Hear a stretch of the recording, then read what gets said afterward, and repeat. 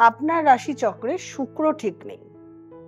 2026 সাল আপনাকে ভালো যেতে হবে। এই শুক্র ঠিক না থাকলে কি কি হয় না সেটা আগে বলি। শুক্র যদি ঠিক না থাকে তাহলে আপনার নাম, যশ, খ্যাতি, সম্মান এগুলোর সাথে সাথে প্রভাব, প্রতিপত্তি, সম্পত্তি এবং ভোগ, যেটা একটা ভালো মোবাইল চাই, ল্যাপটপ চাই, জামা কাপড় চাই, ঘোড়া চাই, খাওয়া চাই, এই ভোগ এটা হয় না। যারা ধরুন আবৃত্তি করছেন, নাচ করছেন, গান করছেন, অভিনয় জগতের সঙ্গে আছেন, তাদের কথাও বলছি, তাদেরও ঠিক মতন ফোকাস হচ্ছে না।